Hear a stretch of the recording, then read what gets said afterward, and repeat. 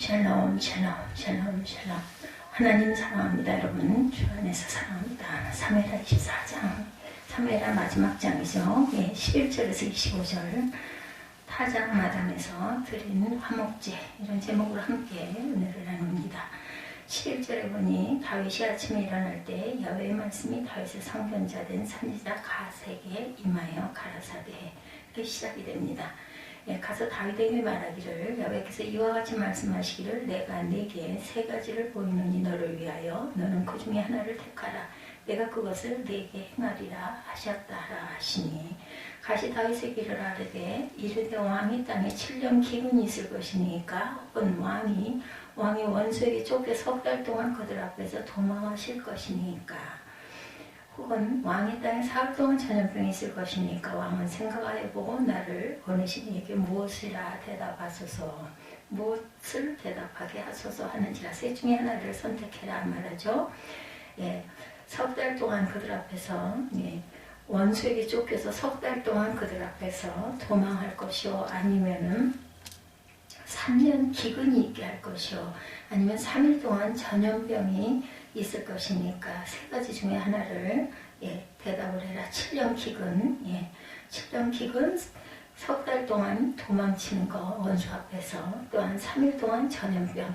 다윗이 갓에게 이르되 내가 고통 중에 있도다 청하건대 야훼께서는 긍휼이 크시사 우리가 야훼 손에 빠지고 내가 사람의 손에 빠지지 아니하기를 원하노라. 하나님의 손에 나를 맡기겠다 말하죠. 이에 야훼께서 아침부터 정하신 때까지 전염병을 이스라엘에게 내리시니 단에서부터 부엘세바까지 백성의 죽은 자가 7만 명이더라.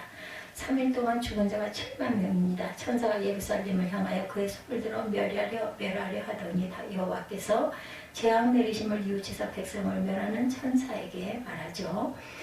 족하다 이제는 내 손을 거두라 하시니 야훼 사자가 여부스 사람 아라우나의 타작마당 곁에 있는지라. 다윗이 백성을 치는 천사를 보고 야훼께 아뢰 이르되 나는 범죄하였고 악을 행하였거니와 이 약무리는 무엇을 행하리이까.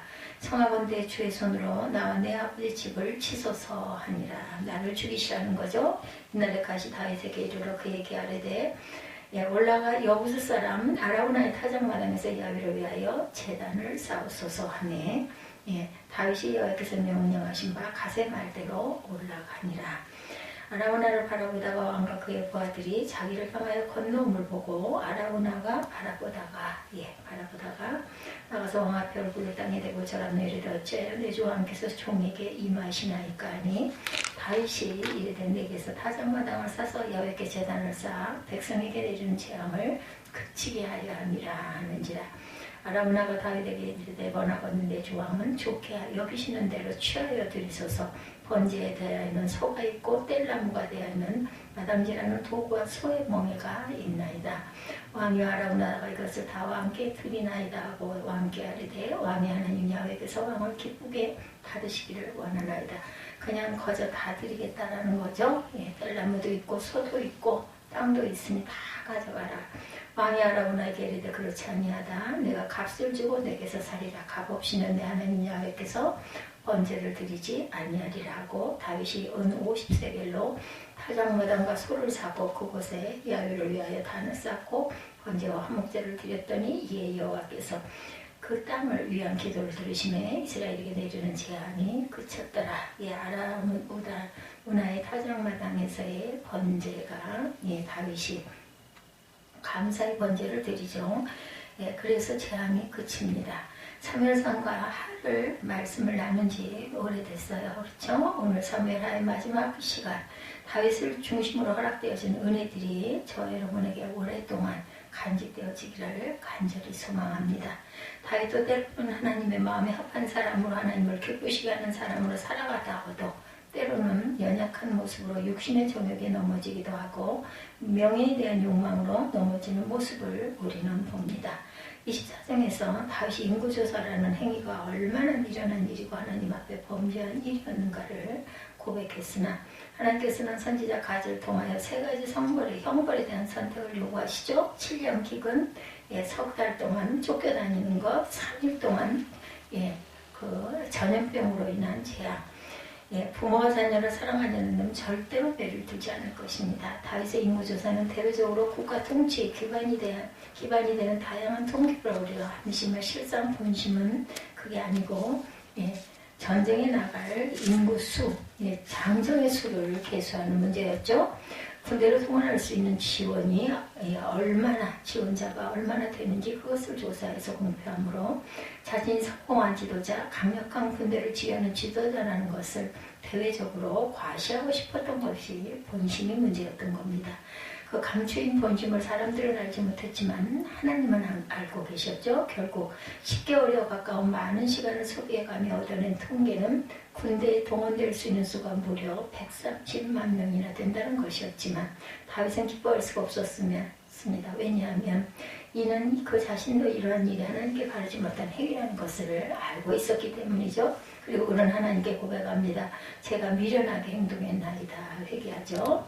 그렇지만 하나님께서는 간단하게 넘어가시지 않고 당신의 좋은 갓을 다윗에게 보내죠. 다윗이 육신의 정욕에 이끌려 밧세바를 범하는 잘못을 했을 때 나단 선지자를 그에게 보내셨던 것처럼 이번에는 갓 선지자를 보낸 거죠. 인구조사를 통해서 그의 자만심과 인간적 자랑을 뽐내려 했을 때 하나님께서는 선지자 갓을 이렇게 보냅니다. 그리고 세 가지를 제시하고 그 중에 하나를 선택해라. 최소한 내가 책임 있는 지도자가 되기를 원한다고 한다면 권리만 있는 것이 아니라 의무와 책임도 뒤따른다는 것을 깨달아라 하는 거죠. 왕의 땅에 7년 동안 기근을 원하느냐 아니면은 대적에게 쫓겨서 석 달 동안을 도피를 하겠느냐, 그것도 아니면 3일 동안 온역, 전염병으로 인하여 무서운 전염병이죠. 3일 동안 전염병을 인하여서 사람이 죽어나가는 그런 일을 겪겠느냐. 다 7년, 석 달, 3일 다윗이 선택한 것은 그런 기준은 아니었습니다. 14절에 보면 하나님의 엄청난 심판에 대해서 다윗은 고백하죠. 우리가 여호와의 손에 빠지고 사람의 손에 빠지기를 원하지 않는다.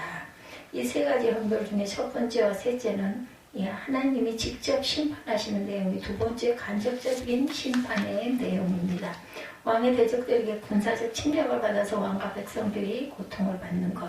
다윗이 하나님의 손에 직접 빠지기 원한다는 말은 야훼의 손이 직접 매를 맞기 원한다라는 뜻이죠. 그 다음 두 번째 심판은 제외가 됩니다. 이제 남은 것은 7년 동안 하나님께서 내리시는 기근을 당하든지 아니면 3일 동안 전염병을 선택하는 거죠. 다윗이 선택할 상황이 아니라 하나님께서 직접 선택하시도록 한 것입니다. 하나님께서는 세 번째 온역을 선택하셨어요. 기근은 얼마 전 이스라엘 백성들이 사울왕 시대에 기본 족속을 학살한 것에 대해서 3년 동안 심판하신 적이 있기 때문에 거듭 기근으로 심판하지 않으시고 온역을 내리시죠. 3일 동안의 전염병도 엄청난 심판이었습니다. 7만 명이 죽었어요. 그렇죠? 단에서부터 브엘세바까지 죽은 사람이 7만 명. 다윗은 그 소식을 듣고 몸부림을 칩니다. 하나님이여, 내가 잘못했는데 어찌하여 이 백성들을 치십니까? 차라리 나와 내 집을 심판하십시오. 다윗은 눈물로 하나님께 호소하죠. 그때 다시금 선지자 갓이 찾아와 권면합니다. 올라가서 여부스 사람 아라우나의 타작마당에서 야훼를 위하여 단을 쌓으소서. 제단을 쌓으라는 거죠. 화목의 제단을 쌓으라는 것입니다.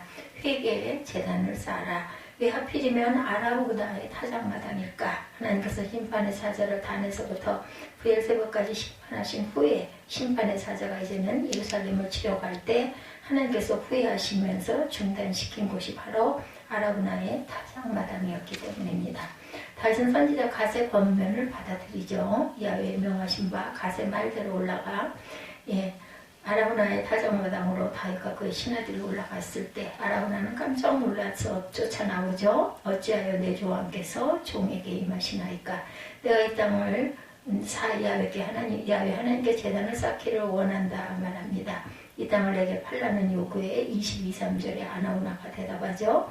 내 주 왕은 좋게 여기시는 대로 취하여 드리소서. 왕이 원하시는 거 다 드리겠다는 것입니다. 땅을 원하시면 땅을 가져가시고, 소를 원하시면 소를 가져가시고, 범죄들을 장작이 필요하면 농사짓는 각종 도구를 사용해서 그걸 태워서 사용하라. 아라우나의 헌신의 마음을 통해 얼마나 감동이 되었는지요. 필요하면 모든 것을 다 드리겠다라는 거죠. 저는 이 아라우나의 헌신의 마음을 통해서 정말 내게 정말 소중한 것을 제단을 위해 드릴 줄 아는 그런 아라우나의 믿음, 그것을 저는 참 대단하게 감동했습니다. 자기 제사가 아니라 왕의 제사에 이 모든 것을 내놓겠다라는 거죠. 우리에게도 이런 헌신의 마음이 있으시기를 주님의 이름으로 축복합니다. 우리가 매주일 예배를 드리는데 헌신 예배가 되기를 축복합니다. 바로 이 아라우나의 마음이 헌신의 마음인 줄 믿습니다.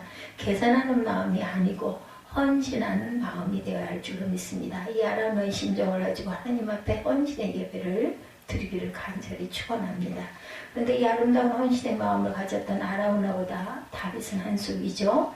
고마워, 나는 값없이는 제사를 안 드릴 거야. 이것은 내 문제니까 받아라. 그리고 10세계를 주죠.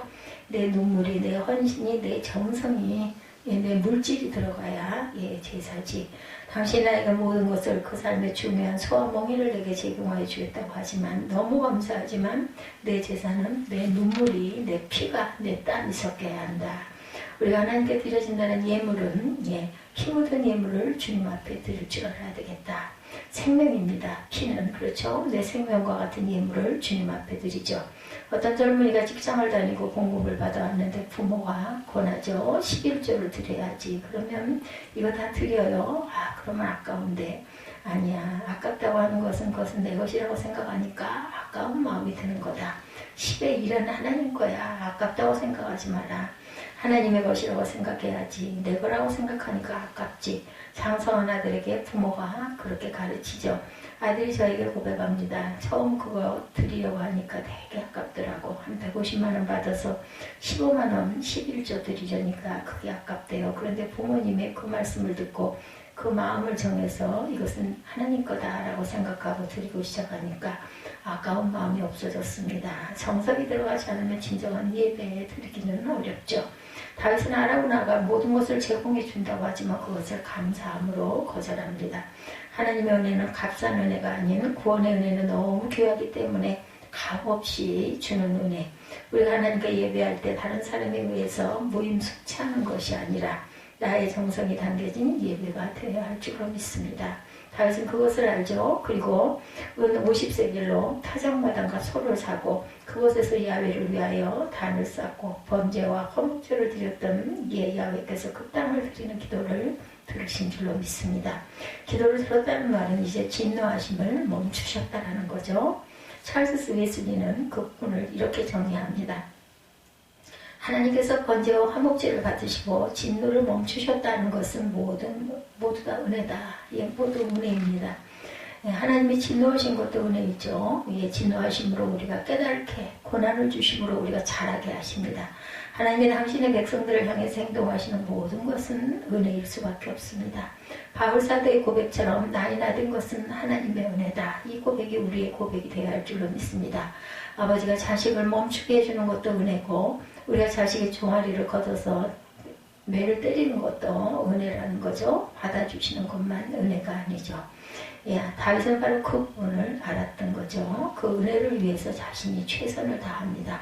아무리 왕이고 권세를 가졌지만 기득권이 있지만 은혜에 값싸게 변성하지 않고 왕이기 때문에 백성들에게 왕에게 거저 가져가십시오라고 자기의 땅도 소도 멍에까지 내놓지만 하나님 앞에서의 모습이 왕의 모습이 아니라 은혜 받아야 할 하나님의 자녀의 모습이 되어야 되는 거죠. 1944년 10월 2차 세계대전이 끝날 무렵 일본은 이제 전세가 기울어져 점점 후퇴하고 있었습니다. 동남아시아를 석권하고 이제는 오세아니아, 호주, 뉴질랜드를 점령할 기세였는데 거기를 점령하려고 하다가 하와이를 건드리면서 미국이 개입을 하게 되고 결국은 점점 미국을 중심으로 한 연합군에게 밀려 전세가 심각하게 기울어지죠. 당시에 해군 제독이었던 다케시로 오신이라고 하는 제독이 고민 끝에 특단의 결단을 내립니다. 이제 우리가 이길 수 있는 방법은 항공대에게 명령하는 이 하늘밖에 없다라는 거죠. 정상적인 공격을 해서는 이길 수가 없다. 항공기마다 250kg가 되는 엄청난 폭탄을 싣고 항공기가 이루어가기도 어려울 만큼 그 적은 항공기에다 250kg의 큰 탄두를 싣고 미국 항공모함과 구축함을 돌진해 들어가는 카미카제 특공대를 만들기 시작을 합니다. 그리고 그의 명령으로 2519명의 해군 조종사들이 카미카제가 되어 목숨을 초계같이 버렸어요. 하지만 그렇게 해서도 일본은 역전을 하지 못하고 결국 1945년 8월 15일 신으로 인정받던 일본 천황이 항복을 선언하고 메가더 유엔군 사령관 앞에 이제는 내가 신이 아니고 인간이라고 고백하게 이르릅니다. 인간이 신노릇을 하다가 다시 인간으로 되돌아오는 경우죠. 왕이 신으로 떠받치던 그 천황이 항복 선언을 했다는 소식을 들은 오시니 제독이 사무라이 칼로 자기 팔을 가르죠. 그러면서 죽음으로 이 용감한 자들과 그의 가족들에게 용서를 받고 싶다. 하지만 수천 명의 조종사들을 죽음으로 내몰고 사랑하는 아들들을 내몰아서 고통받는 가족들에게 이 한 사람의 자격이 해결이 되겠는가. 그러나 그가 살아서 이런저런 변명을 하는 것보다 죽음으로 자신의 잘못을 사죄하는 부분이 얼마나 용서가 되었을지는 알 수 없습니다. 아라우나의 타작마당을 속죄의 재단으로 삼은 다윗, 자신이 하나님 앞에 인구조사를 잘못한 그의 삶을 그저 그는 넘어가려고 하지 않고 제사에 여러 사람들이 동참하고는 있지만 이 제사의 소와 장작으로 헌신하려는 아라우나도 있지만 내 눈물로 내 정성으로 내 피 묻은 제물로 주님 앞에 쌓기를 원한다. 우리에게도 재단이 있게 희망이 있는 줄로 믿습니다. 우리의 교회를 예수님은 뭐라고 말씀하세요? 예수 그리스도의 십자가 피값으로 세우신 교회, 그 십자가의 보혈로 세워진 이 재단이기에 우리의 기도를 들으시고 여기서 기도할 때 주님께서 응답하시는 줄로 믿습니다. 그러므로 우리는 피값으로 세우신 재단이 있기에 복되고 우리에게는 소망이 있죠. 힘으로도 안 되고 능으로도 안 되고 어떤 인간적 방법으로도 안 되지만 오직 예수 그리스도로 그 믿음으로 되는 줄 믿습니다. 그 주님의 십자가의 보혈이 우리에게 능력이 되고 십자가의 보혈의 피를 힘입어 주의 백성들 우리가 다시금 주님 앞에 설 때 타작마당에서 드렸던 다윗의 화목제처럼 오늘 우리 제단에서 주님께 온 마음을 다하여 주님 앞에 드릴 때 날마다 고백되어지는 성도들의 삶을 통해서 하나님께서 우리에게 귀한 축복을, 회복의 축복을 주실 줄 믿습니다. 코로나19가 아무리 그가 걸던다 하더라도 하나님께서 손을 두시는 모든 것이 멈춰질 것을 믿고 기도하십시다. 우리가 여호와의 손에 빠지고 내가 사람의 손에 빠지지 않기를 원하며 채찍을 맞아도 매를 맞아도 주님의 손에 맞기를 원했던 다윗, 교만함과 인간의 자만심을 버리고 순전한 모습으로 다 돌아온 다윗, 아라우나의 헌신과 섬김도 뒤로하고 자신의 핏값으로 재단을 쌓기를 원했던 그 다윗의 모습이 오늘 저와 여러분의 모습이 되어서 온전한 예배, 온전하게 드려지는 화목 재단이 되기를 주님의 이름으로 축복합니다.